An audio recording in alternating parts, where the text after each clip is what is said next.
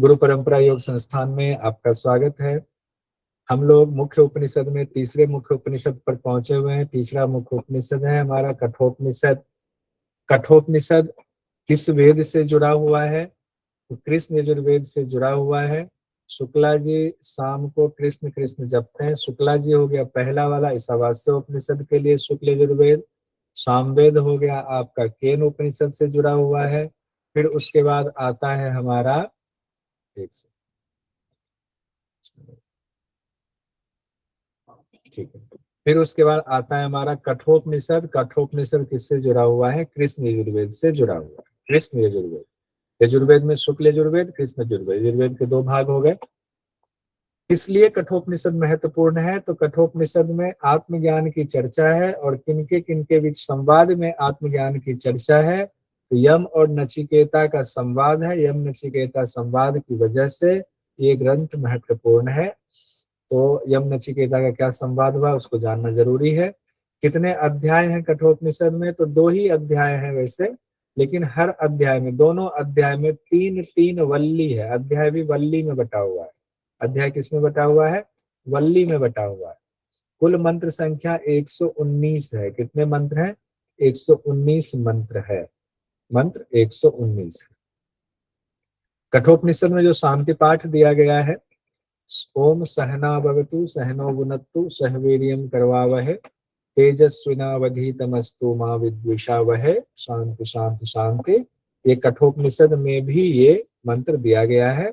इसका अर्थ है जिसमें कि गुरु और शिष्य दोनों प्रार्थना करते हैं कि हे परमात्मा, हम दोनों की साथ साथ आप रक्षा कीजिए, साथ साथ हमारा पालन पोषण कीजिए, हम साथ साथ सामर्थ्य प्राप्त करें, हम दोनों का पढ़ा हुआ तेजस्वी हो, हम दोनों आपस में कभी द्वेष ना करें। यानी गुरु शिष्य में भी द्वेष हो जाता है, ऐसा ध्यान रखिएगा। ऐसा नहीं कि नहीं होता है। उसी का तो उदाहरण है जो आपके याज्ञवल्क्य ऋषि का अपने गुरु से हो गया था ना झगड़ा, और गुरु ने कहा सारा ज्ञान निकालो, यहाँ निकाल के जाओ सारा ज्ञान। तो गुरु शिष्य में भी हो जाता है। इसमें शुरुआत सुंदर कहानी से होती है।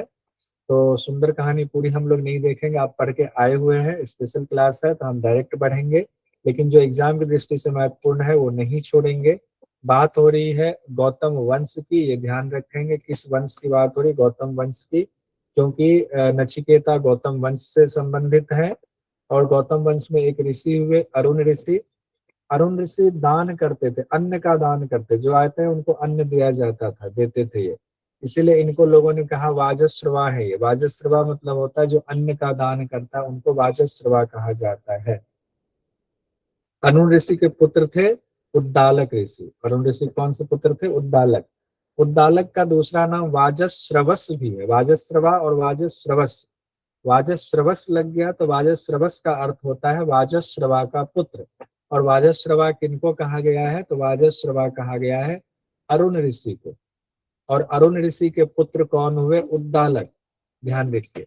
और वाजस उद्दालक को का दूसरा नाम वाजस श्रवस है। यहाँ स एक्स्ट्रा है, यहाँ वाजश्रवा है, यहाँ ध्यान रखिए।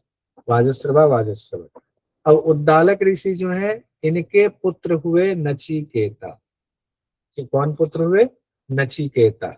और इन्हीं के लिए नाम जाना जाता है, इस उपनिषद को जाना जाता है। नचिकेता को अग्नि विद्या के नाम से भी जाना जाता है, क्योंकि इनके लिए यमराज ने खुद ही इनको अग्नि विद्या कहा, उनको अग्नि विद्या के नाम से भी जाना जाएगा। तो बात क्या? अरुण हो गए वाजश्रवा, और इनके पुत्र हो गए उद्दालक वाजश्रवस, और इनके पुत्र हो गए नचिकेता। यहाँ तक कहानी हम लोगों का रखना है बस। अब इन्होंने किन्होंने, उद्दालक ऋषि ने यज्ञ किया। कौन सा यज्ञ किया? विश्वजीत यज्ञ किया। विश्वजीत यज्ञ किया। हालांकि शब्द दिया हुआ है विश्वजीत यज्ञ की जगह दिया हुआ है सर्व वेद सम ददो शब्द आया हुआ। अपना सारा धन दे देना है, ऐसा यज्ञ किया हुआ कि हमें किसी भी चीज के प्रति कोई लगाव नहीं है। विश्वजीत यज्ञ किया तो आप लोग सब जानते हैं कि जब ये सब कुछ दे रहे थे, नचिकेता ने देखा हमारे पिताजी सब दे रहे हैं, लेकिन जो गायें दे रहे हैं, बहुत सारी गायें ऐसी हैं जो दूध नहीं देती हैं, जो पुरानी हो गई, जो ठीक से चल नहीं सकती हैं, जो किसी काम के नहीं है, जिनको देंगे उनके लिए बोझ है। तो इससे तुम्हारे पिता को पाप लगेगा, नीच योनियां मिल जाएंगी। तो उनको अनिष्ट से बचाने के लिए उन्होंने कहा कि मैं भी तो उनका धन हूँ, तो मैं ही किसी के पास चला जाता हूँ, मैं तो बहुत बड़ा धन हूँ। तो उन्होंने अपने पिता से जाके, और पिता तो सबको दान दे रहे थे, पिता से जाकर के कह रहे हैं कि पिताजी पिताजी बताओ मुझे किसको दे रहे हो, बताओ मुझे किसको दे रहे हो। पिताजी नाराज हो गए, बोले जाओ मैं तुमको यमराज को देता हूँ, जाओ तुमको मैं किसको देता हूँ, यमराज को देता हूँ। अब उन्होंने बोल दिया तो नचिकेता सोचने लग रहे हैं, विचार करने लग रहे हैं मुझे क्यों ऐसा कहा गया है। 3 प्रकार के शिष्य होते हैं, उत्तम, मध्यम और अधम, 3 प्रकार के शिष्य होते हैं। मैं तो उत्तम शिष्य हूँ जो बिना कहे काम कर देता हूँ। कई बार ऐसा होता है कि मैं मध्यम शिष्य में आता हूँ, कहने पर करता हूँ। मैं उद्यम प्लस मध्यम इस तरह का शिष्य हूँ, मैं अधम तो हूँ नहीं। तो मुझे क्यों कह रहे हैं, ऐसा कौन सा काम होगा जो पिताजी मुझे भेज रहे हैं यमराज के पास। तो काम तो था, विद्या का ग्रहण करना था, आत्म तत्व का ज्ञान देना था। तो नचिकेता फिर जो है सीधे यमराज के पास जाते हैं। उस बीच में उनके पिता बहुत दुखी हो जाते हैं, लेकिन नचिकेता जो है समझाते हैं उनको, नहीं आपका कहा हुआ वचन व्यर्थ नहीं जाएगा, मुझे जाने दीजिए। तो मनवा लेते हैं पिता को, फिर वो चले जाते हैं यमराज के पास। यमराज के पास जाते हैं तो यमराज तो महल में थे नहीं, यमराज महल में नहीं थे, प्राण खींचने आए हुए थे। प्राण खींचने ऐसे ही कह रहा है, प्राण खींचने महल में नहीं थे। महल में नहीं थे तो 3 दिन तक, जब तक वो नहीं लौटे तो 3 दिन तक, 3 रात्रि तक वो भूखे प्यासे महल के दरवाजे पर बैठे रहे। और कोई बोले कि महल के लोग कि भाई कुछ भोजन कर लीजिए, अंदर चल लीजिए, वो गए नहीं। तो उनका जो ये कष्ट रहा 3 दिन का, जब यमराज लौटे तो उन्होंने जो है 3 दिन के बदले में, 3 दिन भूखे प्यासे वो रहे थे, उनको कहा कि आप 3 वरदान मांग लो। पहले तो माफी मांगी, फिर 3 वरदान मांगने के लिए कहा। तो 3 वरदान कौन कौन से मांगे हैं, वो 3 वरदान को हम लोग देख। पहला वरदान जो मांगा है नचिकेता ने, पहले वरदान में ही देखिए क्या मांग लिया। बच्चा है, दुखी तो मन है ही कि पिताजी के पास से आ गए हुए हैं, लेकिन यमराज के पास आए हैं तो यहाँ अब तो हम यमराज के हैं, उनके सेवक हैं, तो पिताजी दुखी होंगे। तो पहले बात में कह दिया, मेरे पिता मेरे प्रति शांत प्रसन्न चित्त क्रोध रहित हो जाएं। पिता क्रोध में थे, क्यों इन्होंने ऐसी बदमाशी की कि मुझे कहना पड़ा मृत्यु के पास जाओ। जब आप मुझे यहाँ से वापस भेजें तो मुझसे पहले की तरह ही मेरे पिता प्रेम पूर्वक बात करे। यमराज ने कहा ठीक है। मृत्यु के मुख से छूटा देखकर पिता तुम्हारे साथ वैसा ही व्यवहार करेंगे, पहले की तरह ही व्यवहार करेंगे। वो सुख पूर्वक सोएंगे, शांत चित्त हो जाएगा, सब हो जाएगा। पहले मैं अपने लौटने की गारंटी पक्का कर लिया, लौटने की गारंटी हो गई, तो वापस लौटना है, यहाँ नहीं रुकना है। दूसरा वरदान है, दूसरे वरदान में स्वर्ग के बारे में पूछ लिया, स्वर्ग कैसे जाया जाता है ये बता दीजिए, स्वर्ग क्या होता है। तो स्वर्ग जाने के लिए अग्नि विद्या होती है। कौन सी विद्या? अग्नि विद्या। अग्नि, अग्नि जो प्रज्वलित होती है, यानी कि जो हम लोग हवन करते हैं, हवन करते हैं यज्ञ बना करके, उसमें आहुति डालते हैं, आहुति डालेंगे तो उस कितने तरह की होती है, कितने तरह के यज्ञ कुंड होते हैं, कैसे किया जाता है वो अग्नि अग्नि यज्ञ। अग्नि विद्या क्या है जिससे स्वर्ग की प्राप्ति होती है, मुझे बता दीजिए। इनको अग्नि विद्या भी बता दिया। और अग्नि विद्या में चूंकि बहुत विस्तृत वर्णन था, सारे कुंड की चर्चा, सारे मंत्र की चर्चा, अग्नि चयन की चर्चा, तो नचिकेता से पूछा कि तुमको जितना बताया याद है या भूल भाल गए, कितनी ईंटें वगैरह लगती हैं किस यज्ञ कुंड को बनाने में। हूबहू आकार से लेकर, ईंट से लेकर, अग्नि चयन से लेकर, जितनी सारी चीजें यमराज ने बताए थे सारा बता दिया था। यमराज खुश हो गए, बड़े बुद्धिमान बालक है ये तो। यमराज खुश हो गए। यमराज ने उनको क्या कहा, 2 और चीज उसमें ऐड कर दिया वरदान में। कहा जाओ आज से तुमको अग्नि विद्या के नाम से जाना जाएगा। अग्नि विद्या को नचिकेता के नाम से जाना जाएगा, नचिकेता का दूसरा नाम अग्नि विद्या भी हो गया। दूसरी बात, उनको अपने रत्नों की एक माला दे दी, अनेक रत्नों की एक माला थी, नचिकेता को भेंट दे दिया। 2 चीजें यहाँ हो गया दूसरे वरदान में। अब ये आ सकता है एग्जाम में, अग्नि विद्या और रत्नों की माला किस वरदान के अंतर्गत दिया? दूसरे वरदान के अंतर्गत। सबसे महत्वपूर्ण अब बात आती तीसरे वरदान की। तीसरा वरदान आया तो यमराज भौचक्के रह गए। अब ये इन्होंने साफ कह दिया नचिकेता ने कि ऐसा है कि मैं आत्मा के बारे में जानना चाहता हूं। क्यों जानना चाहते? क्योंकि मैंने सुना हुआ है, बहुत सारे लोग कहते हैं मृत्यु के बाद भी आत्मा रहती है। अब लीजिए, मृत्यु के बाद भी आत्मा रहती है ऐसा कहते हैं। अब बहुत सारे लोग कहते हैं मृत्यु के बाद आत्मा नहीं रहती है। अब आप ही बताइए कि आत्मा का क्या होता है, क्या है ये आत्मा? रहती है मृत्यु के बाद कि नहीं रहती है? क्या आपका अनुभव कहता है? आप तो आत्मदर्शी हैं, आत्मा को जानता है, आपका अनुभव क्या कहता है? सच्चाई बताइए, मुझे आज जानना ही है। अब यमराज उनकी परीक्षा ले रहे हैं कि क्योंकि आत्म तत्व का ज्ञान तो सबको नहीं दिया जाता, ये तो हम लोग जानते हैं। उनकी परीक्षा लेने के लिए उनको प्रलोभन दे रहे हैं। प्रलोभन जो दे रहे हैं वो प्रलोभन से भी सवाल आता है। उससे पहले कहा गया, पहले तो ये कहा गया कि देखो, देवता लोग भी इस सूक्ष्म ज्ञान को नहीं समझ पाए। उस सूक्ष्म ज्ञान को जब देवता भी नहीं समझ पाए तो तुम भी क्यों लेना चाहते हो, तुम इससे हट जाओ। लेकिन नचिकेता ने कहा जो ज्ञान देवताओं को भी नहीं मिला हुआ है वो तो मैं जरूर लेना चाहूंगा। अच्छा, वो उनको भी नहीं मिल पाया, अच्छा वो तो मैं जरूर लेना चाहूंगा, क्योंकि वो ज्ञान विशिष्ट है, देवताओं को भी नहीं पता, तब तो जरूर वो कुछ विशेष है। अब उनको प्रलोभन पे प्रलोभन दिए जा रहे हैं। नचिकेता को कौन कौन से प्रलोभन दिए जा रहे हैं, इससे सवाल पूछा जाता है। तो प्रलोभन पहले देख लेते हैं हम लोग सीक्वेंस में। यमराज कह रहे हैं 100 साल जीने वाले पुत्र पौत्र आदि मांग लो। 100 साल जिए तुम्हारे पुत्र पौत्र, गायें ले लो, बहुत सारे गायें ले लो, हाथी ले लो, घोड़े ले लो, पूरे भूमंडल का साम्राज्य ही ले लो, एकदम मुकुट पहन के बैठ जाओ, पूरे भूमंडल का साम्राज्य तुम्हारा है। तुम जितने वर्ष चाहो अपनी लंबी उम्र मांग लो, जब तक जीना चाहो जियो, जाओ राज करो। आत्मविषयक वरदान छोड़ दो, इसके बराबर तुमको कुछ और लगता है तो वो मांग लो। कि आत्मविषयक ज्ञान के बराबर कौन सा ज्ञान है, वो ज्ञान तुम मांग लो। तुम चाहो और धन संपत्ति कुछ तुम्हारे मन में है, मांग लो। अनंत काल तक जीने के साधनों को आत्मज्ञान के बराबर मांगते हो तो वही मांग लो कि अनंत काल तक हमें जीना है, वही दे दूंगा, क्योंकि प्राण तो हमें ही लेना है, प्राण हमें ही लेना है। इस भूमंडल का सम्राट बन जाओ, भूमंडल का सम्राट बन जाओ। मैं तुम्हें संपूर्ण भोगों में उत्तम भोग भोगने वाला बना देता हूँ। क्या बना देता हूँ? जितने भोग हैं उत्तम भोग भोगने वाला बना देता हूँ। जो भी मनुष्य लोक में दुर्लभ है उन भोगों को मांग लो, जो तुमको आज तक प्राप्त नहीं हो रहा है, किसी को प्राप्त नहीं हो रहा है, वो मांग लो। रथ ले लो, और क्या चाहिए, बढ़िया एकदम दिव्य रथ ले लो हमसे। नाना प्रकार के बाजों से सहित स्वर्ग की अप्सराएं ले लो। अब लीजिए, स्वर्ग का ज्ञान तो ले ही लिया हुआ, कह रहे हैं स्वर्ग की अप्सराएं भी ले लो, एकदम गाजा बाजा बजाते हुए स्वर्ग की अप्सराएं ले लो। मानवों को ऐसी सुंदर स्त्रियां स्त्रियां प्राप्त नहीं होती। मानवों के लिए जो सुंदर स्त्रियां तो साधारण है। इन स्त्रियों को लो और इनसे अपनी सेवा कराओ, जाओ अब बताओ, सेवा कराओ अपनी, जाओ स्वर्ग की अप्सराओं से। लेकिन मरने के बाद आत्मा का क्या होता है ये सब मत पूछो, इसको छोड़ दो, जाओ क्या करना तुम्हें, जान के जाओ। नचिकेता कह रहे हैं कि नचिकेता बड़े बुद्धिमान थे, कहा अच्छा आपसे तो हमने पहला वरदान दूसरा वरदान तो ऐसे मांग लिया, अग्नि विद्या मांग ही लिया, तो जब आप ही ने वरदान दे दिया तो हमें तो उम्र तो ऐसे ही मिल गई लंबी।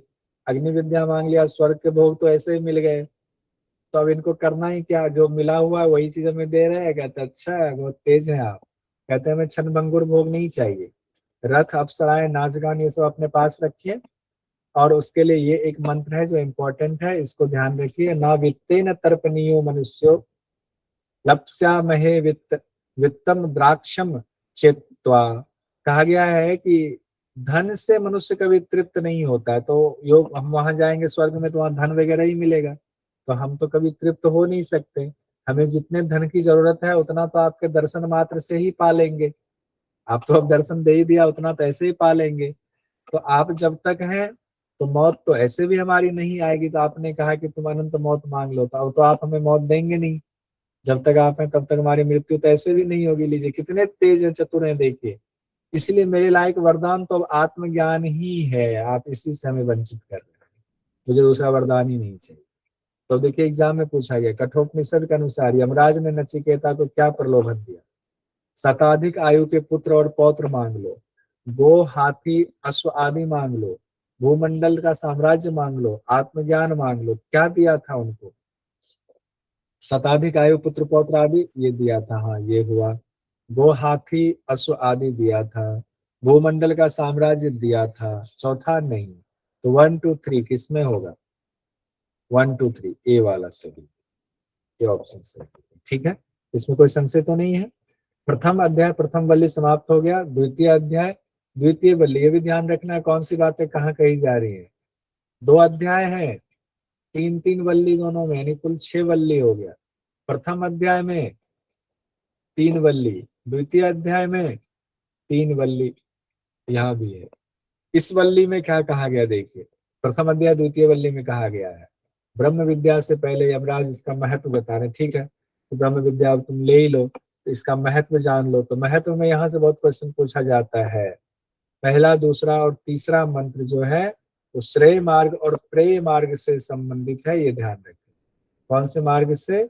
श्रेय मार्ग और प्रेय मार्ग। किस ग्रंथ में है ये मुख्यता से? तो मुख्य रूप से ये बहुत सारे ग्रंथों में चर्चा है, लेकिन मुख्य रूप से ये कठोपनिषद में कहा गया है, प्रथम अध्याय के द्वितीय वल्ली में। नोट कर लीजिए, श्रेय मार्ग प्रेय मार्ग, जिसमें ये मंत्र भी इंपॉर्टेंट है। आप लोग कहते हैं मंत्र, तो मंत्र देखिए तो खुद मेहनत करनी पड़ेगी। अन्यत श्रेय अन्यत उत एव प्रेयस्ते उभे नानार्थे पुरुषम स्मितः तयोः श्रेय आदतानस्य साधु भवति हीयते अथार्य उप्रेयो विन्दते। अब ये कहा गया है श्रेय मार्ग और प्रेय मार्ग। अब श्रेय मार्ग प्रेय मार्ग क्या होता है, एक एक लाइन में देख लेते हैं। श्रेय मार्ग होता है कल्याण का साधन, श्रेष्ठ हो गया, यानी कि मुक्ति का मार्ग। प्रेय मार्ग हो गया भोग का साधन, जिसमें हम लोग डूबे रहते हैं, जिसका फल होता है जन्म मृत्यु का चक्र होता है। तो प्रेय मार्ग में साधारण मनुष्य जाते हैं, श्रेय मार्ग में उच्च कोटि के मनुष्य जाएंगे, नचिकेता जैसे। और हमारे और राजा जी जैसे लोग किसमें जाएंगे? तो प्रेय मार्ग में जाएंगे। बुद्धिमान पुरुष दोनों मार्गों को अलग अलग समझ लेता है और फिर श्रेष्ठ मनुष्य श्रेष्ठ श्रेय मार्ग को चुनता है। जो बुद्धिमान होगा दोनों को तो पहले अलग अलग डिफरेंस करना सीख जाएगा, और डिफरेंस करने के बाद किस मार्ग को चुनेगा? श्रेय मार्ग को। बहुत सारे लोग तो डिफरेंस करने के बाद भी कहता है, अरे बाहर बाद की दुनिया किसने देखी है, अभी भगवान ने दिया है, स्वर्ग में बोलेंगे कि हमने तो सारे भोग दिया हुआ था, तुमने ये भोग क्यों नहीं भोगा, तुम जानो। तो क्या जवाब देंगे? ऐसे लोग कहते हैं। तो बहुत सारे लोग तो नहीं जाना चाहते हैं, श्रेय मार्ग में जाना ही नहीं चाहते, वो प्रेय मार्ग में ही लटके रहना चाहते हैं, क्योंकि उनका अभी भोग पूरा नहीं हुआ, तो प्रेय में ही लटके रहना चाहते हैं। ठीक है, अब गीता में योगक्षेम शब्द आया हुआ है, तो यहाँ कहा गया है मंद बुद्धि वाला योगक्षेम के लिए प्रेय मार्ग को चुनते हैं, ये भी कहा गया। मंद बुद्धि वाला योगक्षेम के लिए कौन से मार्ग को चुनते हैं? प्रेय मार्ग को चुनते हैं, यानी उनको लगता है योगक्षेम जो भी हम खुद से अपना पूरा कर लेंगे। जबकि योगक्षेम का अर्थ होता है, भगवत गीता में कहा गया है, योग और क्षेम कहा गया है। योग मतलब जो नहीं है उसकी पूर्ति कराना, क्षेम मतलब है कि जो है उसको वो चीज बना रहे, उसकी रक्षा करना। भगवत गीता में योग उस कौन करता है? जो भगवान के शरण लेता है, उसका योग क्षेम कौन पूरा करता है? भगवान पूरा करते हैं। ठीक है, यमराज कहते नचिकेता तुमने श्रेय मार्ग को चुना हुआ है। अब नचिकेता का योग्य मान लिया, तुमने श्रेय मार्ग को चुना है, यानी तुमने विद्या विद्या में से तुमने विद्या को चुना है। बाकी लोग जन्म मरण के चक्र में फंसे रहना चाहते हैं। अब यहाँ पर देखिए इस मंत्र को, मंत्र भी देखते जाएंगे। ये मेरी पुस्तक का है, किताब का पीडीएफ है, उसी से पढ़ा रहा हूँ। किताब में सारी चीजें डाली हुई हैं। नान नरेना वरेन प्रोक्त एस सुविज्ञेयो बहुधा चिंत्यमान है अनन्य प्रोक्ते गतिरत्र नास्ति अनियान हित कर्म अनुप्रमाणात ही अत कर्म अनुप्रमाणात।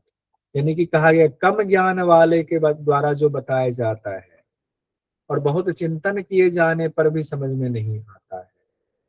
कम ज्ञान वाले के द्वारा जो ज्ञान बताया जाएगा, बहुत चिंतन किए जाने पर भी नहीं समझ में आएगा। जब तक ज्ञानी उस तत्व का उपदेश ना करे तब तक समझ में नहीं आता है। कितनी अच्छी बात कही गई। सूक्ष्म होने की वजह से तर्क से भी इसको नहीं जाना जा सकता है, इसको तर्क से भी नहीं जाना जा सकता है। अब ये भी ध्यान रखिएगा, अभी तक यहाँ से क्वेश्चन नहीं पूछा गया है, क्या पता पूछ ले। कम ज्ञान वाले बताएंगे तो बहुत चिंतन किए जाने पर भी पता नहीं चलेगा उस तत्व का ज्ञान, आत्मा का ज्ञान। ज्ञानी उपदेश ना दे तब तक समझ में नहीं आएगा आत्मज्ञान का उपदेश।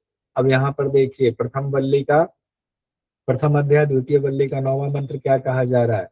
नैषा तर्केन मतिरापनेया प्रोक्तान्येनैव सुज्ञानाय प्रेष्ठ याम त्वमापः सत्य धृतिर्वर्तासि त्वांग द्रिंग नो भूयान नचिकेता पृष्ठा। ये इंपॉर्टेंट है, इसको ध्यान रखिएगा। प्रथम अध्याय द्वितीय वल्ली 9वां मंत्र है। यह आत्मज्ञान तर्क से नहीं प्राप्त किया जा सकता है, तर्क से नहीं मिलेगा।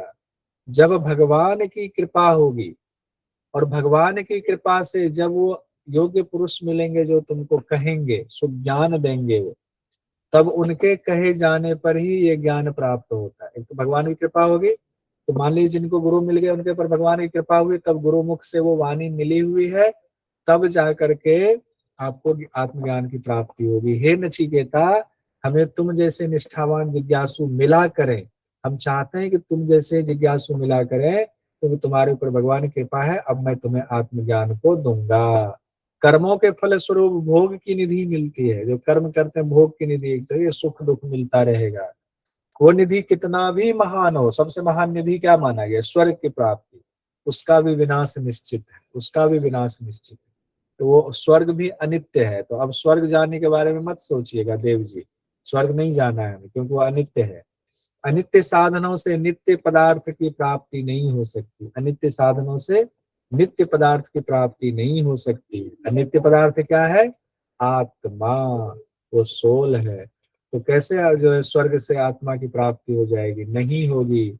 आगे यमराज कहते हैं, इसीलिए अग्नि विद्या सहित कर्म अनासक्त हो करके जो करता है तो परमात्मा को प्राप्त करता है, क्योंकि मैंने भी परमात्मा को ऐसे प्राप्त किया। अब लीजिए, जो कर्म कर रहे हैं अनासक्त होकर के कीजिए।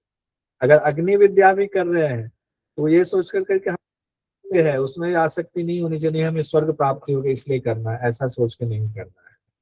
वो परमात्मा कहा गया। अब परमात्मा की चर्चा है, जिस परमात्मा की प्राप्ति की इतनी चर्चा है, कहाँ छिपे हुए हैं? हृदय गुहा में छिपे हुए। यहाँ से क्वेश्चन आ सकता है। स्वरूप है कि वो सर्वव्यापी है, वो सनातन कहा गया है। अध्यात्म योग से उनकी प्राप्ति है, ये भी इंपॉर्टेंट है। किस योग से प्राप्ति हो रही है? अध्यात्म योग से। और जब उनकी प्राप्ति हो जाती है तब हमारी स्थिति होती बीजुगुप्सता, किसी से घृणा नहीं करते। यहाँ कहा गया है तब हर्ष और शोक खत्म हो जाता है, खुशी भी खत्म, शोक भी खत्म, सम अवस्था में हो जाता है। पाने वाला उसी आत्मा में ही मग्न रहता है, और तुम परमात्मा को पाने के अधिकारी हो। अब यहाँ नचिकेता कह रहे कि तो अधिकारी हैं, तो हमें बता दीजिए, बता दीजिए उनके बारे में। अब इतना जो आप मेरी तारीफ किए जा रहे, तारीफ को छोड़िए, उस पदार्थ के बारे में जो धर्म अधर्म से रहित है, जो तीनों कालों से उनसे जुड़े पदार्थों से रहित है, उनके बारे में हमें बता दीजिए।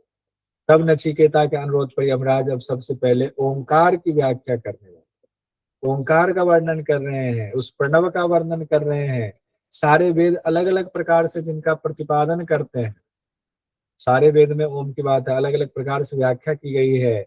सबका लक्ष्य वही है, सभी साधनों का जो एकमात्र लक्ष्य, उनके लिए साधक ब्रह्मचर्य का पालन करते हैं, उनका नाम ओम है। ओम है, ठीक है। यही एक अक्षर ब्रह्म है, और यही एक अक्षर परब्रह्म भी है। एक अक्षर ब्रह्म भी यही है, परब्रह्म भी यही है। ब्रह्म और परब्रह्म दोनों ओम ही है, ध्यान रखिए। साधक इसके तत्व को समझकर दोनों में से किसी भी अभिष्ट रूप को प्राप्त कर सकता है। इसके तत्व को समझ जाएगा तो दोनों में से किसी भी अभिष्ट रूप को प्राप्त कर सकता है। यही एक श्रेष्ठ आलंबन है। अभी तक हम लोगों का आलंबन क्या होता है? अलग अलग चीज आलंबन होता है। आलंबन मतलब जिस पर हम ध्यान लगाते हैं, मन को चित्त को ले जाते हैं, वो विषय आलंबन। लेकिन श्रेष्ठ आलंबन क्या है? ओंकार ही श्रेष्ठ आलंबन है। इसको भली भांति जान लो, ब्रह्म लोक में जाने का भागीदार बन जाओगे। ओम को जान लोगे। अब आत्मा के स्वरूप का वर्णन आता है, बहुत इंपॉर्टेंट है, ये ध्यान रखिएगा। आत्मा के स्वरूप का यहाँ पर वर्णन होगा। यहाँ भगवत गीता में भी आत्मा के स्वरूप का वर्णन है, तो वहां जो श्लोक की चर्चा आई है यहाँ भी आई है, वो हमें अपने स्पेशल डायरी में नोट करना है। द्वितीय वल्ली का मंत्र संख्या 18वां पर हम लोग पहुंचेंगे। द्वितीय वल्ली मंत्र संख्या 18वां। द्वितीय वल्ली इन द सेंस किसका द्वितीय वल्ली? प्रथम अध्याय का द्वितीय वल्ली। न जायते म्रियते वा विपश्चिन्नायम कुतश्चिन्न बभूव कश्चित अजो नित्य शाश्वतो अयम पुराणो न हन्यते हन्यमाने शरीर। अब ये भगवत गीता में भी यही श्लोक है, लेकिन भगवत गीता में कहाँ है? दूसरे अध्याय के 20वें श्लोक में है। और यहाँ कहाँ पर है? पहले अध्याय के दूसरे वल्ली के 18वें में। ये थोड़ा सा आपको मैच करके इसको बार बार याद करना पड़ेगा। इसका अर्थ क्या है? नित्य ज्ञान स्वरूप आत्मा ना तो जन्मता है ना मरता है, ये किसी से उत्पन्न नहीं है, ये अजन्मा है, नित्य है, शाश्वत है, यानी पुरातन भी है, एक रस रहने वाला है। शरीर के नाश होने पर भी इसका नाश नहीं किया जा सकता, शरीर नाश हो जाए इसका नाश नहीं हो सकता है। अब ये होता क्या एग्जाम में क्वेश्चन कैसे, ये पूरा का पूरा मंत्र दे दिया जाएगा, ये मंत्र कहाँ कहाँ है, कहाँ कहाँ है ये दिया जा सकता है, या इस मंत्र को दिया जा सकता है भगवत गीता में कहाँ है, या इस मंत्र को देकर दिया जा सकता है कि इसका कठोपनिषद में किस जगह पर है, 1, 2, 18 या बल्ली नाम लेकर के दे दिया जाए, तो ये आपको स्पेशली नोट करना है, तो इसको नोट कीजिए और इसको याद करना है। अब 19वां जो मंत्र है, प्रथम अध्याय द्वितीय बल्ली का 19वां मंत्र देखिए, प्रथम अध्याय द्वितीय बल्ली 19वां मंत्र, किसमें? कठोपनिषद में। हंता चेन मन्यते हंतु हतश्चेन मन्यते हतम उभो तो न विजानीतो नायम हंति न हन्यते। ये कहाँ कहा गया है? कठोपनिषद प्रथम अध्याय द्वितीय बल्ली मंत्र संख्या 19। और भगवत गीता में कहाँ कहा गया है? द्वितीय अध्याय का 19वां, द्वितीय अध्याय का 19वां कहा गया है, दोनों जगह पर है। अब इस मंत्र को देकर के भी पूछा जा सकता है कहाँ है, किस किस ग्रंथ में है। ये अर्थ क्या है? अगर कोई उस आत्मा को मारने वाला या मरने वाला, ना वो किसी को मारता है ना मरता है, तो वस्तुतः वह दोनों आत्म स्वरूप को जानता ही नहीं है, जो इसको ऐसा नहीं मानता है। यानी कि जो सोचता है कि मारने वाला और मरने वाला है, तो वह आत्मा को नहीं जानता है, क्योंकि आत्मा ना तो मारता है ना ही मारा जाता है। नायम हंति ना हन्यते, ना मारता है ना मारा जाता है। अब ये दोनों का मंत्र संख्या आपको याद रखना पड़ेगा, नहीं तो मामला गड़बड़ हो जाएगा। इस जीवात्मा के हृदय गुफा में रहने वाला, जीवात्मा उसके हृदय गुफा में रहने वाला परमात्मा सूक्ष्म से अति सूक्ष्म है, ये 20वें मंत्र में कहा गया है। तो 18वां, 19वां, 20वां ये भी इंपॉर्टेंट है, महान से महान है। परमात्मा की कृपा होगी तभी कोई साधक उसको देख सकता है, उस आत्मा को देख सकता है। वो बैठा हुआ ही दूर तक पहुंच जाता है, ये बात तो हर जगह कहा गया है। सोता हुआ ही सब ओर चलता रहता है। उन्हें ऐश्वर्य का तनिक भी अभिमान नहीं है, हम लोगों को ऐश्वर्य का बहुत अभिमान होता है। यमराज कहते हैं मेरे अलावा उन परमदेव को जानने का अधिकारी दूसरा भला कौन हो सकता है। प्रथम अध्याय द्वितीय बल्ली 21वें मंत्र को यहाँ पर कहा गया। 20वां 21वां हो गया। अब परमात्मा पहचानने वाला साधक कैसा होता है? जो परमात्मा को पहचान लेता है, जो सर्वव्यापी परमात्मा को जान लेता है, वो धीर पुरुष कहा गया, उनके लिए धीर शब्द इस्तेमाल किया गया। कभी शोक नहीं करता है, यही उसकी पहचान है। ये 22वें मंत्र में कहा जा रहा है, कभी शोक नहीं करेगा। ध्यान रखिएगा, क्या नहीं करेगा? शोक नहीं करेगा। फिर परमात्मा कैसे मिलेगा, अब ये बता रहे हैं।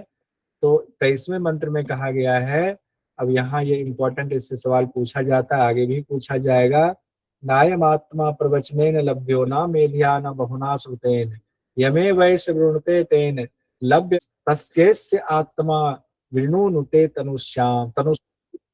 अब यहाँ पर नायम आत्मा प्रवचनेन लभ्यो वाला इसको याद कर लीजिएगा। ना मेधिया न बहुना श्रुतेन, ना मेधिया न बहुना श्रुतेन यमे वैश वृणुते तेन लभ्यस्तस्यैव आत्मा विवृणुते तनुस्वाम। हूबहू यही मंत्र जो है मुंडक उपनिषद में भी है, ये ध्यान। अब ये मंत्र दे करके भी पूछा जा सकता है कहाँ कहाँ ये मंत्र है। ये मंत्र मुंडक उपनिषद में भी है, ये मंत्र कठोपनिषद में भी। इसको स्पेशल डायरी में नोट कीजिए। इसका अर्थ है कि ये आत्मा प्रवचन से नहीं मिलते हैं, बुद्धि से भी नहीं मिलते हैं, ना बहुत सुनने से मिलते हैं, ना मेधिया न बहुना सुनते हैं। वो जिनको स्वीकार कर लेते हैं उन्हीं के लिए वे अपना यथार्थ स्वरूप प्रकट कर देते हैं। यानी प्रभु स्वीकार कर लेंगे तब करेंगे, तभी गुरु भी मिलेंगे। इसीलिए आप लोग पूछते हैं ना गुरु कैसे मिलेंगे, बताइए। गुरु के लिए भगवान से प्रार्थना कीजिए। आपकी क्षमता हमारी क्षमता थोड़ी है गुरु से मिल जाए, तो गुरु जो है हमें ढूंढेंगे, लेकिन गुरु भी क्यों ढूंढेंगे? तो हमारी योग्यता होगी, तो भगवान से पहले मांगिए। तो ये देखिए इंपॉर्टेंट है, इस मंत्र को याद कर लीजिए। प्रथम अध्याय द्वितीय बल्ली मंत्र संख्या 23 लिख लीजिए, इसको नोट कर लीजिए। ये मुंडक उपनिषद में हो गया और आपको कठोपनिषद में, दोनों में हो गया नायम आत्मा। अब ये मंत्र देकर पूछा जा सकता है किस किस उपनिषद में है। कौन प्राप्त नहीं कर सकता है? अब पहले तो कहा गया कौन प्राप्त कर सकता है, तो जो परमात्मा को ध्यान करेगा, परमात्मा की जिन पर कृपा दृष्टि होगी, वो मनुष्य प्राप्त नहीं कर सकता है। वो मनुष्य अपनी सूक्ष्म बुद्धि से भी उनको प्राप्त नहीं कर सकता है। जो बुरा आचरण करने वाला, कितना भी विद्वान हो, बुरा आचरण करने वाला है, नहीं कर सकता है प्राप्त। जो अशांत है, जिनका चित्त अशांत है, वो भी प्राप्त नहीं कर सकता है। जिनकी इंद्रियां संयमित नहीं है, वो भी प्राप्त नहीं कर सकता है। ये सारी चीजें ध्यान रखें। बुरा आचरण, अशांत, इंद्रियां संयमित नहीं है, प्राप्त नहीं कर सकता है, चाहे कितना भी बड़ा विद्वान हो। क्यों नहीं जान सकता, वो क्यों नहीं प्राप्त कर सकता है? कहा गया इसलिए नहीं प्राप्त कर सकता है कि उनके लिए तो कोई भी चीज बड़ी नहीं है। क्षत्रिय ब्राह्मण जो अपने आप को बहुत अहंकारी समझते हैं कि हम श्रेष्ठ है योनि में, हम तो वैश्य से शूद्र से श्रेष्ठ हैं, तो खुद को श्रेष्ठ समझने वाले वो भी उनका भोजन बन जाते हैं। सबको संहार करने वाले मृत्यु भी उनका उपसेचन, चटनी है। यमराज करे कि मैं भी तो उनके लिए चटनी के समान हूँ, भला उनको कोई कैसे जान सकता है? तो उनके लिए तो शुद्ध हृदय, चित्त हृदय एकदम शांत होना चाहिए। अब यहाँ पर कई चीजें आएंगी जो क्वेश्चन तैयार किया हुआ, उस क्वेश्चन को ध्यान से आज कीजिएगा। आज या देख लेंगे, समय ज्यादा हो जाएगा तो कल कर लेंगे। एक क्वेश्चन देखिए, यहाँ दिसंबर 23 का क्वेश्चन है। कठोपनिषद के अनुसार निम्न में से किसके द्वारा आत्मा को नहीं जाना जा सकता है? प्रवचन से, ईश्वर कृपा से, चर्चा के द्वारा, शास्त्र अध्ययन से, यज्ञ से। तो क्या कहा गया है? प्रवचन से, कहा गया है और ईश्वर के द्वारा कृपा से, यज्ञ से, ये बात नहीं कही गई। ईश्वर कृपा से तो प्राप्त किया ही जाता है, यज्ञ वाली तो चर्चा ही नहीं की गई। तो ए, सी और डी की बात आएगी। ठीक है, अब प्रथम अध्याय में हम लोग तृतीय बल्ली में आ रहे हैं। अब हम लोग आधे पर पहुंचने वाले, सिर्फ अभी आधे पर पहुंच रहे हैं। जीवात्मा और परमात्मा के संबंध के बारे में यहाँ चर्चा हो रही है। इसी शरीर में जीवात्मा भी है, परमात्मा भी है। दोनों छाया और धूप की तरह है। छाया तपो शब्द कहा गया, छाया और धूप की तरह परस्पर अलग है, लेकिन दोनों साथ साथ ही रहता है। छाया तपो शब्द का इस्तेमाल किया गया है। जीव को मोक्ष मिल जाए, इसीलिए परमात्मा इस शरीर में जीव के साथ मौजूद है। लेकिन वो है कि जब जीव देखेगा उनकी तरफ, तभी जो है प्राप्ति होगी, नहीं तो नहीं होगी। ब्रह्म से प्रार्थना करने के बाद अब यमराज कहते हैं, देखिए अब ये बहुत इंपॉर्टेंट है। इससे क्वेश्चन पूछा गया था, कई बार पूछा गया था। इस बार ऐसा क्वेश्चन पूछा गया कि सीक्वेंस बताइए कि पहले रथ की चर्चा है, कि पहले आत्मा की चर्चा है, कि पहले बुद्धि की चर्चा है। प्रथम अध्याय तृतीय बल्ली, तीसरा और चौथा मंत्र। एक तो हो सकता है अगली बार क्वेश्चन ये पूछ दे कि मंत्र संख्या क्या है और कठोपनिषद में किस अध्याय किस बल्ली में है। इसको स्पेशली से नोट कीजिए। प्रथम अध्याय तृतीय बल्ली, और तृतीय बल्ली में तीसरा और चौथा मंत्र है ये है, आत्मानम रथिनम विद्धि शरीरम रथमेव तु बुद्धिम तु सारथिम विद्धि मनः प्रगहमेव च इंद्रियाणि ह्यान युर्विश्यास्तेषु गोचरान आत्मेन्द्रिय मनोयुक्तम भोक्तेत्याहुर्मणि क्षीणः। अब यहाँ पहले क्या बात आया हुआ है? आत्मा की बात आई। पहले आत्मा, तो जीवात्मा रथ का स्वामी है, तो आत्मा को कहा गया रथी। आत्मा को क्या कहा गया? रथी। पहले क्या आया? आत्मा। फिर कहा गया है विद्धि शरीरम रथमेव तु, शरीर को तुम रथ जानो। अब आत्मा रथी है, तो शरीर को रथ जानो। रथ कौन है? तो शरीर है। फिर आया हुआ है बुद्धि की बात। पहले सारथी और रथ की चर्चा है, फिर बुद्धि की चर्चा है। माफी चाहूंगा, पहले स्वामी की चर्चा है, रथ की चर्चा है, फिर बुद्धि की चर्चा, रथ चलाने वाले की। बुद्धिम तो सारथी, तो बुद्धि सारथी है। मन को कहा गया है प्रग्रह मेवच, प्रग्रहम कहा गया, यानी कि लगाम कहा गया। लगाम खींच के रखेंगे घोड़े का, लगाम कहा गया। इंद्रिय को कहा गया घोड़े हैं। इंद्रिय क्या है? घोड़े हैं। इंद्रियों के विषय घोड़ों के रास्ते हैं, और जीवात्मा ही सबका भोक्ता कहा गया है। जीवात्मा ही सबका भोक्ता लास्ट में कहा गया। अब सीक्वेंस में क्या बन गया यहाँ पर? अगर इस तस्वीर में देखें तो कहा गया है आत्मा सबसे पहले आया हुआ है, एक नंबर पर आत्मा आया हुआ है। उसके बाद क्या हुआ है? रथ आया हुआ है। शरीर को ही रथ कहा गया है, दूसरे नंबर पर ये आया हुआ है। उसके बाद क्या आया हुआ है? सारथी, यानी बुद्धि की बात आई हुई है। सारथी यानी बुद्धि, ये तीसरे नंबर पर आया हुआ है। उसके बाद क्या आया हुआ है? लगाम, सारथी ने लगाम पकड़ रखा है, ये चौथे नंबर पर आया। सीक्वेंस पूछ दिया गया था, ध्यान रखिए। ये चौथे नंबर पर आ गया लगाम। लगाम के बाद क्या आ गया? इंद्रिय आ गया। इंद्रिय कितने नंबर पर आया? ये आ गया 5वें नंबर पर। उसके बाद सबसे लास्ट में क्या आया? रास्ते, इंद्रियों के विषय, ये 6ठे नंबर पर आ गया। सीक्वेंस याद रहेगा? नोट्स जो बनाइएगा स्पेशल वाला सीक्वेंस के साथ बनाना है, क्योंकि एग्जाम में वैसे पूछा गया था। अब तक एग्जाम में क्या पूछा जाता था, घोड़े से किसकी तुलना की गई है, लगाम से किसकी तुलना की गई है, रथ से किसकी तुलना की गई है, रास्ते से किसकी तुलना की गई है। इस बार ऐसे पूछ दिया गया। अगली बार हो सकता है कि ऐसे पूछ दिया जाए, ये मंत्र कहाँ पर है कठोपनिषद। तो चलिए, हर तरीके से हम लोगों ने याद कर लिया। अब आइए आगे बढ़ते हैं हम लोग। अब इसी में दो बात, रथ को समझा दिया गया।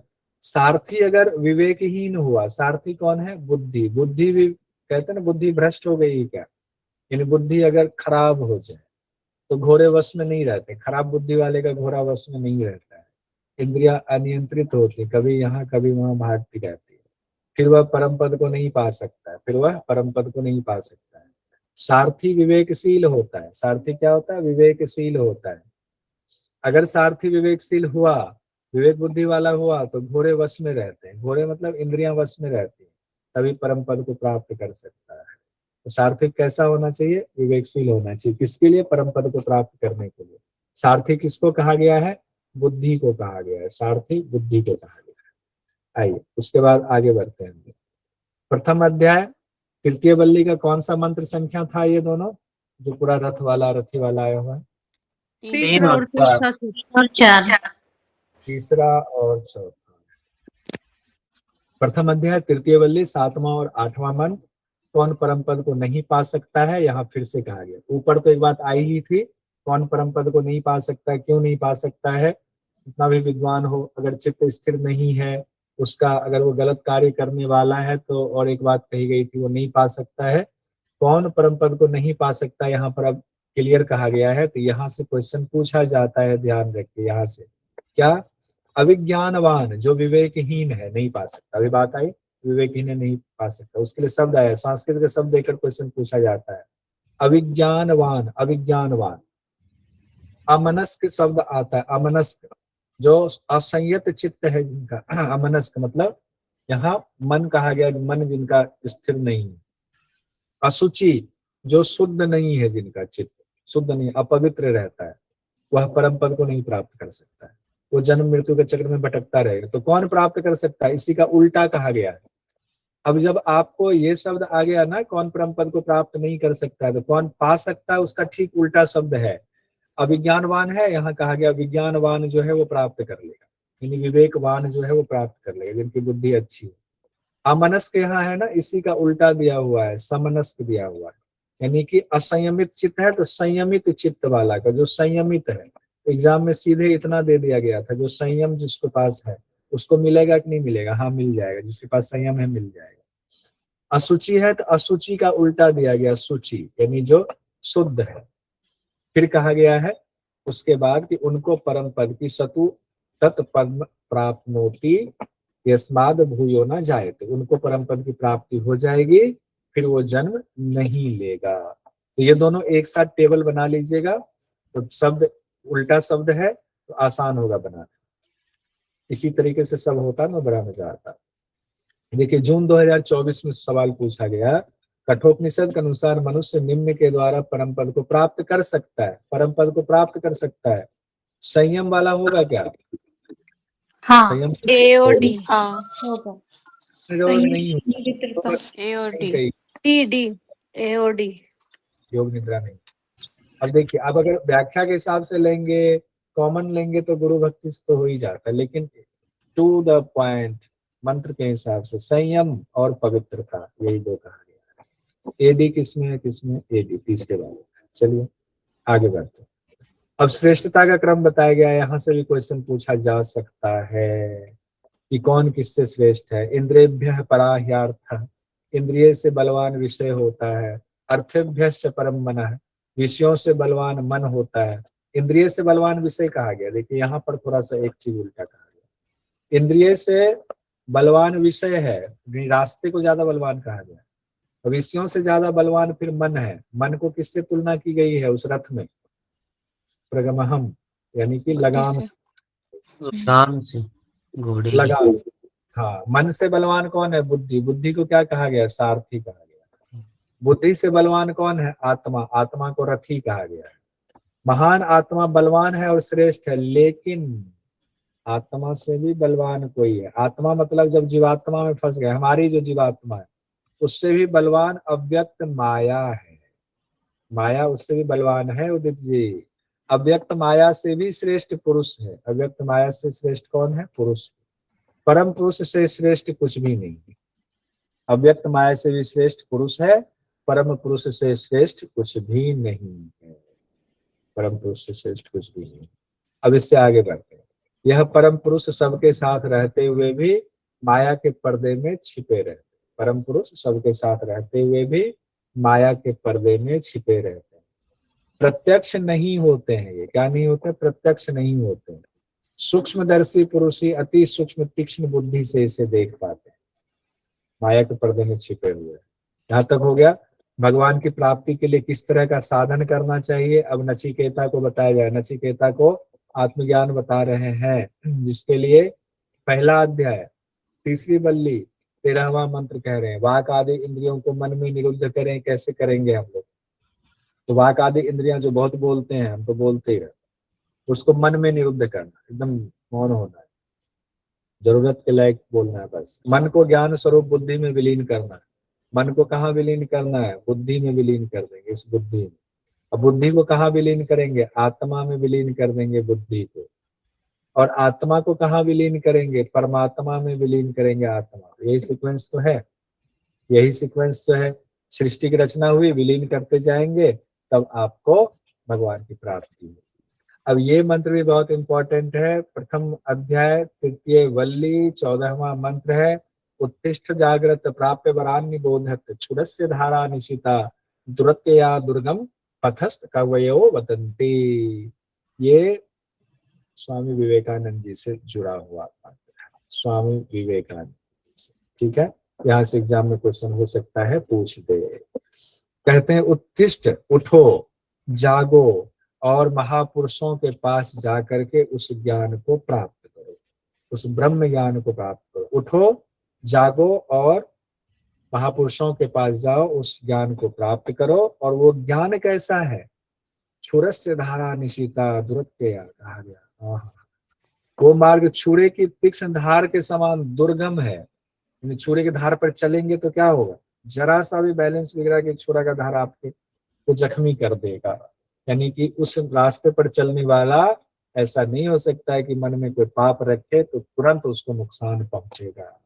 तो उसी दुर्गम मार्ग को बतलाते हैं। कौन बतलाएंगे? तो त्रिकालज्ञ जो है, ज्ञानी जन है, उस तत्व मार्ग के मार्ग को छुरे के समान बतलाते हैं और उन्हीं के पास जाकर के आपको इस ज्ञान को प्राप्त करना। यहीं से स्वामी विवेकानंद जी ने अपना आदर्श वाक्य लिया, उत्तिष्ठ जागृत प्राप्य वरान निबोधत। उठो, जागो और तब तक नहीं रुको जब तक लक्ष्य ना प्राप्त हो जाए। तो स्वामी विवेकानंद जी कौन से लक्ष्य की चर्चा कर रहे हैं? आत्म लक्ष्य की चर्चा कर रहे हैं। हम लोग इसको कई बार कह देते हैं, कौन से लक्ष्य की? वो पैसा कमाने के वाले बात कर देते हैं, अरे हमारा लक्ष्य प्राप्त ना हो जाए। ऐसा तत्व ज्ञान होने पर क्या होगा? मृत्यु के मुख से सदा के लिए छूट जाता है। वो तत्व ज्ञान जब हो जाए, उस आत्मा का ज्ञान हो जाए, तो क्या होगा? मृत्यु के मुख से सदा के लिए छूट जाता है। इस ब्रह्म विद्या को सुनने सुनाने वालों को भी अत्यंत फल मिलता है। अत्यंत फल मिलेगा इसको सुनने सुनाने वालों को भी। द्वितीय अध्याय प्रथम वल्ली में हम लोग पहुंच गए हैं। अब अपने ही हृदय में रहने वाले मनुष्य उन्हें कभी नहीं देख पाता। और क्यों नहीं देख पाता, इसकी चर्चा है। क्यों नहीं देख पाता? खुद प्रकट होने वाले परब्रह्म ने सभी इंद्रियों के द्वार बाहर की ओर जाने वाले बना दिए। हम देखेंगे किससे? अपनी इंद्रियों से देखते हैं। और इंद्रियों का रास्ता किधर बनाया हुआ है? शरीर से बाहर की तरफ देखने वाला बनाया है। इसीलिए मनुष्य बाहर की वस्तुओं को देखता रहता है। लेकिन जो धीर पुरुष है, जो धीर पुरुष है, वो इंद्रियों को बाहरी विषयों से लौटा लेता है, उस द्वार को बंद कर लेता है और अंदर अंतरात्मा छिपे हुए हैं, अंदर उस अंतरात्मा को देख पाएगा। कब देख पाएगा? बाहर जब वो देख रहा है उसको छिपा लेगा, जब उसको वापस कर लेगा, यानी प्रत्याहार करके। जिनसे प्रेरणा लेकर के हम विषयों का भोग करते हैं, स्त्री से संसर्ग आदि करते हैं, उन्हीं की दी हुई शक्ति से हमें ये भी पता चलता है कि सारी भोग वाली वस्तु विनाशशील है। लीजिए कितनी बात। प्रेरणा उन्हीं से मिली हुई, उन्हीं की शक्ति से हम भोग भी करते हैं। लेकिन उन्हीं के अंदर ऐसी शक्ति भी जिससे हमें ये पता चलता है कि भोग तो विनाशशील है, ये भोग करते करते थक जाओगे, कभी भी आनंद नहीं मिले। सुख मिल सकता है, सुख मिला तो दुख पीछे पीछे खड़ा है, देख रहा है। सुख ले लिया आपने, मुझे कब बुला रहे हो, अब जैसे ही सुख गया है दुख एकदम तत्पर है आने के लिए। ऐसा ही होता है हम सबके साथ। जब बुद्धिमान पुरुष को इस बात का ज्ञान हो जाता है कि परमात्मा की प्रेरणा से ही वो स्वप्न में या जागृत अवस्था में सभी दृश्यों को देखता है, तब वह शोक नहीं करता। अब वो देखता है सुख हो या दुख हो, परमात्मा से ही सब निकला हुआ, लेकिन इसमें हमें नहीं फंसना है, क्योंकि विनाशशील है, हमें आनंद की प्राप्ति होनी है और हमारे अंदर ही वो परमात्मा है। तो वो दौड़े दौड़े गुरु के पास जाते हैं, वो अंदर ही छिपे हुए हैं, कैसे उनको प्राप्त करना, अब आप ही रास्ता बताइए, आप ही कीजिए कुछ। जब वो साधक समझ लेता है कि वह ब्रह्म निरंतर मेरे अंदर है, सबके जीवन का फल वही भुगता रहा है, वही ब्रह्म सबके अंदर मौजूद है, ऐसा जान लेने पर वह कभी किसी की निंदा फिर नहीं करेगा, कभी किसी की निंदा नहीं करता है। हे नचिकेता, वह परमात्मा वही है जो मैंने ऊपर बताया। हम सबको अभ्यास करना चाहिए। अब आगे देखिए, दूसरा अध्याय, प्रथम वल्ली, छठा मंत्र। अब जल से भी पहले हिरण्यगर्भ प्रकट हुए। यहाँ पर कहा गया सृष्टि की रचना कैसे हुई जाने। जल कहते हैं जल से भी पहले, यह पूर्वो तपसो, और तप बल से सबके हृदय में प्रविष्ट हो गए हिरण्यगर्भ और जीवात्मा के साथ रहने लगे। जो यथार्थ ऐसा देखता है वही ठीक देखता है, यही ब्रह्म के बारे में जानकारी, यही ब्रह्म के बारे में जानकारी। अब ये चीज इंपॉर्टेंट है, यहाँ से क्वेश्चन अभी तक नहीं पूछा गया है लेकिन पूछा जा सकता है। क्या कहा गया है? जल से पहले भी हिरण्यगर्भ हुए और तपोबल से सबके हृदय में प्रविष्ट हो गए। तपोबल से कहाँ प्रविष्ट हो गए? सबके हृदय में प्रविष्ट हो गए और फिर जीवात्मा के साथ रहने लगे। और जीवात्मा के साथ जब रहने लगे तब जो बुद्धिमान साधक ऐसा मान लेता इस स्वरूप को, वही यथार्थ देखता है, यही ब्रह्म के बारे में जानकारी। फिर कहा गया जिनकी वजह से सूर्यदेव का उदय अस्त होता है, जिनकी वजह से सूर्यदेव का उदय अस्त होता है, जिनके अंदर सभी देवता प्रविष्ट हैं, सब उन्हीं में ठहरे हुए हैं, ये नचिकेता वही ब्रह्म है। उस ब्रह्म से अलग कुछ भी नहीं। जो वहां है वही यहाँ भी है, जो यहाँ है वही वहां भी है। चाहे सूर्य है, सूर्य में जो शक्ति है हमारे अंदर भी वही उसी शक्ति का रूप है। और जो वहां है वो यहाँ है, जो यहाँ है वो वहां है। जो पृथ्वी लोक में है वो ब्रह्म लोक में है, हर जगह एक ही ब्रह्म है। जो इसे अलग अलग देखता है वो जन्म मृत्यु के चक्र में फंसा रहता है, जन्म मृत्यु के चक्र में वो फंसा रहता है। अब इससे आगे हम लोग देखते हैं मंत्र, इसके सारे लिख लीजिए। जिनके जिनके पास बुक है, तकरीबन सभी लोगों के पास बुक है ही, मेरी बुक में सारे इंपॉर्टेंट मंत्र दिए हुए हैं, ध्यान रखें। सारे मंत्र नहीं लेकिन सारे इंपॉर्टेंट मंत्र जरूर है। अंगुष्ठ मात्र पुरुषो मध्य आत्मनि तिष्ठति ईशानो भूत भव्यस्य न ततो विजुगुप्सते। अब यहाँ पर कहा गया है परमात्मा को कितने परिमाण वाला कहा गया? अंगुष्ठ मात्र। कहाँ रहते हैं वो? तो हृदय आकाश में कहा गया है वो स्थित है। मध्य मतलब, मध्य यहाँ शब्द आया, मध्य मतलब हृदय आकाश में कहा गया है। और फिर कहा गया भूत भव्यस्य कहा गया, यानी भूत और भविष्य का शासन करने वाले हैं। और फिर कहा गया है ना ततो विजुगुप्सते, जो उनको जान लेता है वो कभी किसी की निंदा नहीं करता, किसी से घृणा नहीं करता है, ये कहा गया है। हम लोगों को जानना, उसी अवस्था तक पहुंचना है। फिर कहा गया है अंगुष्ठ मात्र वाला जो वो पुरुष है, अंगुष्ठ मात्र परिमाण वाले जो पुरुष हैं, उनका स्वरूप कहते हैं ज्योति रिवा धूमकः। ज्योति स्वरूप है और धूम रहित है। ज्योति रिवा धूमकः, ज्योति स्वरूप धूम रहित है, भूत और भविष्य पर शासन करने वाले हैं, वही परमात्मा हमेशा से मौजूद है। तो 12वां 13वां में देख रहे हैं कुछ चीजें रिपीट हुई। 12वां 13वां में क्या रिपीट हुआ है? तो ईशानो भुवस्व वाला, ये यहाँ विजुगुप्सते है, यहाँ एवाद्य सऊ स्वह है, बस इतना ही अंतर है। तो 12वां 13वां भी इंपॉर्टेंट है, स्वरूप के बारे में बात हो रही है। फिर बात आ रही है जैसे ऊंचे स्थान पर हुई बारिश का जल नीचे आता है और अलग अलग जगहों पर चला जाता है। बारिश ऊपर हुई, वही पहाड़ की बारिश आकर के अलग अलग नदियों में बढ़ जाता है। उसी तरह जो अलग अलग धर्मों के देव पितर मनुष्यों को परमात्मा से पृथक देखते हैं, वो ऊंच नीच योनियों में भटकते रहते। अलग अलग धर्मों के देव पितर मनुष्यों को परमात्मा से पृथक देखते हैं वो ऊंच नीच योनियों में भटकते रहते हैं। ये बात हुई आपका द्वितीय अध्याय, प्रथम वल्ली खत्म, जो इम्पोर्टेंट था। द्वितीय अध्याय द्वितीय वल्ली में हम लोग आते हैं। अच्छा, कठोपनिषद में कितने मंत्र हैं टोटल? 119 119। 119, ठीक है। यहाँ शरीर का सुंदर वर्णन अब किया गया है द्वितीय वल्ली में।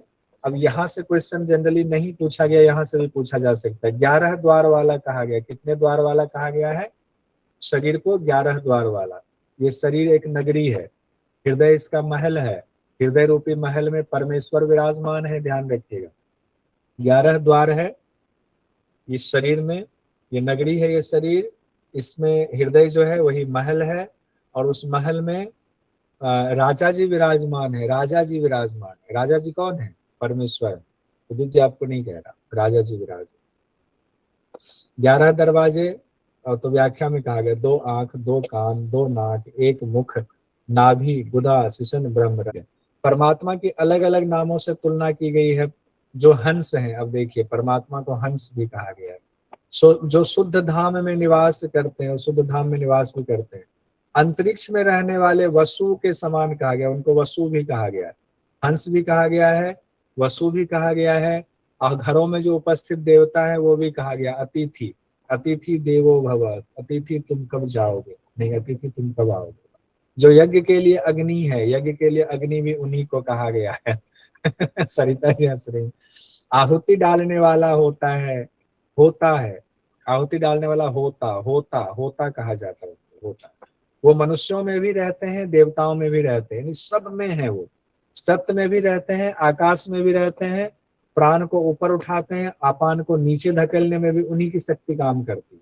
प्राण ऊपर, अपान को नीचे धकेलने में भी उन्हीं की शक्ति काम करती है। शरीर के मध्य में स्थित है, सब उनकी उपासना करते हैं। किनकी? उस परमेश्वर की उपासना सभी करते हैं। फिर कहा गया है जीव एक शरीर से दूसरे शरीर में गमन करता है। अभी जो है ये शरीर मिला हुआ, क्या पता अगले जन्म में कौन सा शरीर मिल जाए, उनके निकल जाने पर क्या शेष रहता है। जीव एक शरीर से दूसरे शरीर में निकल गया तो कुछ भी शेष नहीं, फिर क्या है? शरीर बेकार है, निढाल है। लेकिन वो परमात्मा हर जगह रहता है। अब कहेंगे फिर तो शरीर तो परमात्मा स्वरूप ही है, शरीर भी तो परमात्मा है। क्योंकि शरीर को अगर परमात्मा से अलग मानेंगे तो परमात्मा खंडित हो जाए। लेकिन यहाँ जीवात्मा चूंकि बंधा हुआ है, जीव, इसीलिए कहा गया है। जीव बंधा हुआ है इंद्रियों के साथ में, तो सूक्ष्म शरीर बाहर निकल गया, लेकिन वो परमात्मा हर जगह रहता है। ये शरीर ना तो प्राण से जीता है ना अपान से जीता है, बल्कि जो प्राण अपान दोनों का पोषण करता है, दोनों का आश्रय देता है, संचालित करता है, उससे जीता है। हमारा शरीर किससे जी रहा है? हम सोचते हैं ना प्राण निकल जाएगा, प्राण से नहीं जी रहा है, अपान से भी नहीं जी रहा है। किससे जी रहा है? तो प्राण अपान को भी आश्रय देने वाले परब्रह्म है, उससे जी रहा है। तो मरने के बाद परमात्मा का, जीवात्मा का क्या होता है? जो हमारा जीव हमारे अंदर है उसका क्या होता है? तो कर्मों के हिसाब से अलग अलग योनि मिलेगी। अब उदित जी हमें परेशान करते रहते हैं क्लास में, इनको कौन सी योनि मिलेगी? सो बताइए। कितने ही जीवात्मा अलग अलग योनि में चले जाते हैं, कितने ही स्थाणु योनि में चले जाते हैं। अब पेड़ पौधे सब बन जाएंगे, जो भी बन जाएंगे। व्याख्या के मुताबिक ये कहा गया, व्याख्या में ये है पाप पुण्य समान हो तो मनुष्य योनि की प्राप्ति होती है, पुण्य कम पाप ज्यादा हो तो पशु पक्षी योनि में जन्म लेते हैं, पाप ही पाप हो तो स्थावर वृक्ष लता इत्यादि में जन्म लेते हैं। व्याख्या में, ठीक है, मंत्र के हिसाब से। फिर कहा गया ब्रह्म के बारे में, जब प्रलय की स्थिति हो जाए तब क्या होता है? तो ब्रह्म तो तब भी जागते रहते हैं। ब्रह्म तो हर जगह, प्रलय भी तो उन्हीं के अंदर हो रहा है, उन्हीं के अंदर हो रहा है। तो नचिकेता से कह रहे हैं नचिकेता, ब्रह्म वही है जो प्रलय काल में भी जिनका विनाश नहीं होता है, अव्यय नहीं होता है, व्यय नहीं होता, वो अव्यय है। वही अमृत है, कोई उसका पार नहीं पा सकता है। अमृत कौन है? वही परब्रह्म परमात्मा है। जिस तरह एक ही अग्नि पूरे ब्रह्मांड में अलग अलग रूपों में व्यक्त होती है, एक ही अग्नि पूरे ब्रह्मांड में व्यक्त हो रही है, चाहे सूर्य रूप में हो रही है, चाहे किसी तारे के रूप में हो रही है, चाहे पृथ्वी पर माचिस जला रहे वो अग्नि व्यक्त हो रही है, वो एक ही है सबकी, और सभी की परमात्मा अंतर आत्मा एक ही है, ब्रह्म। सभी, चाहे कुत्ता में हो, चाहे बिल्ली में हो, चाहे गाय बकरी भैंस में हो, सबके अंदर वही शक्ति है। जैसे वायु अलग अलग रूपों में व्यक्त होते हैं लेकिन है एक ही, उसी तरीके से अलग अलग प्राणियों की अंतरात्मा में एक ही ब्रह्म है। 10 वायु हम लोग पढ़ते हैं ना, एक ही है। बहुत सुंदर व्याख्या। एग्जाम में एक ही चीज कर देना, सब ब्रह्म ब्रह्म ब्रह्म, तो कितना अच्छा हो जाएगा। अलग अलग तौर पे पढ़ते हैं, बहुत सुंदर व्याख्या आगे की गई है। जैसे सूर्य देवता सबको प्रकाशित करते हैं, सूर्य से शक्ति लेकर पापी भी जीता है, पाप कर रहा होता है, पुण्यात्मा पुण्य कर रहा होता है, लेकिन सूर्य देवता किसी के भी द्वारा किए गए कर्मों में लिप्त नहीं होता। ये सबसे अच्छा उदाहरण दीजिएगा। कहीं कोई पूछे ना, ये उदाहरण दे दीजिए। भगवान सूर्य रोशनी दे रहे सबको, उसी रोशनी में नहाते हैं पापी भी, पुण्यात्मा भी। पापी फिर भी पाप करता है, पुण्यात्मा फिर भी पुण्य करते हैं। तो ना उनका पुण्य लग रहा है सूर्य देव को, ना पापी का पाप लग रहा है, किसी के कर्म में लिप्त नहीं होते। उसी तरह ब्रह्म भी सबके अंदर रहते हुए भी किसी के द्वारा किए गए कर्मों में लिप्त नहीं होते हैं। ब्रह्म के बारे में कहा गया है, चेतन आत्माओं के भी चेतन है वो, अकेले वो ही अनंत जीवों के कर्मों का विधान करते हैं। इतना सुनने के बाद नचिकेता के मन में विचार आता है कि वो परब्रह्म प्रत्यक्ष प्रकट क्यों नहीं होते हैं? अगर होते हैं तो कैसे होते हैं? क्या वो अनुभव में आते भी हैं? अब मन में जिज्ञासा आ गई। अब मन में जैसे जिज्ञासा हुई, यमराज तो ब्रह्म ज्ञानी है, यमराज ने समझ लिया कि नचिकेता के मन में ऐसे विचार आ गए। तो कहाँ और कैसे प्रकट होते हैं ये बता रहे हैं यमराज नचिकेता को। उस ब्रह्म के सामने सूर्य भी प्रकाशित नहीं होते हैं तो कैसे प्रकट होंगे? वो तो प्रकट ही है सब जगह, लेकिन उनके सामने तो सूर्य भी प्रकाशित नहीं हो सकते, वहां चंद्रमा तारा भी प्रकाशित नहीं हो सकता है। उनका इतना तेज है, उनके अंश मात्र प्रकाश से जो प्रकाशित होते हैं, उनके सामने भला कोई कैसे प्रकाशित हो सकता है? सूर्य की रोशनी है, हम लोग जो है थोड़ी सी धूप होती सूर्य की तरफ नहीं देख पाते हैं, तो अंश मात्र है उस पर ब्रह्म की शक्ति। उस ऐसा कहा गया, तो भला कैसे प्रकट होंगे? तो ये जवाब दिया है। द्वितीय अध्याय तृतीय वल्ली यानी अंतिम वल्ली में हम लोग पहुंच गए, यानी छठे वल्ली में। तृतीय वल्ली में उल्टे वृक्ष की कल्पना की गई है। उल्टा वृक्ष नहीं, अश्वत्थ वृक्ष, ये भगवद गीता में भी कहा गया है। परमात्मा के महत्व को समझाया गया। ऊपर की ओर मूल वाला, नीचे की ओर शाखा वाला और सनातन वृक्ष है। फिर कहा गया यहाँ मूल ब्रह्म है, वही अमृत है, सब लोक उसी के आश्रित है, इसी मूल के आश्रित ये सारे लोक है। यहाँ सारे लोक है जितनी टहनियां है, उन्हीं के भय से अग्नि तपता है, उन्हीं के भय से अग्नि तप रहा होता है। सूर्य जो है वो जल रहे होते हैं उन्हीं के भय से, उन्हीं की शक्ति से, थोड़ी सी शक्ति से। इंद्र, वायु आदि देवता अपना काम कर रहे होते हैं। इंद्र तीसरे नंबर पर कहा गया मंत्र में, चौथे में वायु आदि देवता अपना काम कर रहे हैं, और पांचवें नंबर पर कहा गया पंचम मृत्यु अपना काम करते हैं। पंचम मृत्यु का मतलब पांचवें नंबर पर जो मृत्यु है। यहाँ से भी क्वेश्चन हो सकता है, पूछा जा सकता है। 5 चीजें कौन कौन सी बताई गई? अग्नि, सूर्य, इंद्र, वायु और मृत्यु। अग्नि, सूर्य, इंद्र, वायु और मृत्यु, ये सब उन्हीं की शक्ति से अपना काम कर रहे हैं। भगवद गीता के 15वें अध्याय में पहले श्लोक में अश्वत्थ वृक्ष की चर्चा है, ये भी नोट कर लीजिएगा, हो सकता है यहाँ से पूछ दे। बस हम लोग संपन्न ही करने वाले हैं। अगर इस शरीर के रहते परमात्मा को साक्षात कर पाए तो ठीक, नहीं तो अनेक कल्प तक अनेक अनेक योनियों में भटकना पड़ेगा। दर्पण में कोई वस्तु उससे विलक्षण दिखाई पड़ती है, वैसे ही शुद्ध अंतःकरण में परमात्मा के दर्शन होते हैं। ब्रह्मलोक में सब कुछ स्पष्ट दिखाई देता है, ब्रह्मलोक। और नचिकेता ने पूछा था नहीं कैसे जो है दिखाई देंगे, तो शुद्ध अंतःकरण कर लो तो परमात्मा के दर्शन हो जाएंगे। फिर एक बार तत्वों का क्रम बताया जा रहा है। फिर से यहाँ बात आ रही, इंद्रियों से मन श्रेष्ठ है, इंद्रियों से मन श्रेष्ठ कहा गया। मन से बुद्धि श्रेष्ठ है, बुद्धि से जीवात्मा श्रेष्ठ है, जीवात्मा से अव्यक्त श्रेष्ठ है। जीवात्मा अव्यक्त मतलब ये माया, अव्यक्त श्रेष्ठ है। अव्यक्त से श्रेष्ठ पुरुष है, पुरुष यहाँ परमात्मा को कहा गया। माया से श्रेष्ठ परमात्मा है, जिसको जान करके जीवात्मा मुक्त हो जाता है और ब्रह्म को प्राप्त हो जाता है। दूसरा अध्याय तृतीय वल्ली 7वां और 8वां मंत्र ये था। और यहाँ पर हम लोग फिर तृतीय वल्ली में ही बस अंत में ये कहा जा रहा है योग क्या है, यहाँ से बहुत क्वेश्चन आता है। तो 10वां और 11वां मंत्र हम लोग देखते हैं, इसको देख लीजिएगा अच्छे से, 2-3 बार लिख लीजिएगा रफ कॉपी में तो याद हो जाएगा। जिसमें कहा गया यदा पंचावतिष्ठन्ते ज्ञानानि मनसा सह बुद्धिश्च विचेष्टति तामाहु परमाम गति। जो कहा गया है मन सहित पांचों ज्ञानेंद्रियां जब उनकी स्थिर हो जाती, बुद्धि भी अब किसी प्रकार की चेष्टा नहीं करती। बुद्धिष्ट न विचेष्टति, बुद्धि भी चेष्टा नहीं करती है। तामाहु परमाम गति, उस स्थिति को परम गति कहते हैं, उस स्थिति कहते हैं परम गति कहा जाता है। क्या चीजें हो गई? मन सहित पांचों इंद्रियां स्थिर, ध्यान दीजिए, बुद्धि भी चेष्टा नहीं करती है, वो स्थिति परम गति। ताम योग मिति मन्यते स्थिरम इंद्रिय धारणाम अप्रमत्त तथा भवति योगो ही प्रभवाप्ययो। अब योग मिति मन्यते वाला यहां से भी क्वेश्चन पूछा जाता है, ये मंत्र भी इंपॉर्टेंट है। इंद्रियों की स्थिर धारणा को ही योगम इति कहा गया, योग मिति योगम इति। इंद्रियों की स्थिर धारणा ही योग है। उस समय साधक अप्रमत्त स्थिति में हो जाता है, यानी प्रमाद रहित हो जाता है, परंतु यह योग उदित और अस्त होने वाला, यानी संप्रज्ञात समाधि की बात हो रही है। एक तरीके से संप्रज्ञात, संप्रज्ञात में क्या होता है? निर्बीज नहीं हुआ है, अभी वापस है, इसलिए कहा गया यह योग उदय और अस्त होने वाला है। उदय अस्त होने, प्रभवाप्य योग कहा गया है। योग से जब हृदय की सारी ग्रंथियां भाली भांति खुल जाती, अभ्यास करते करते योग से क्या होता है? सभी ग्रंथियां खुल जाती हैं, सारे संशय मिट जाते हैं, ये भी क्वेश्चन पूछा जाता है। तब वह साधक अमृत हो जाता है। बस इतना ही वेदांत का सिद्धांत है। इसके अनुशासनम शब्द कहा गया है, अनुशासनम के लिए व्याख्या में कहा गया है वेदांत का सिद्धांत है। कब?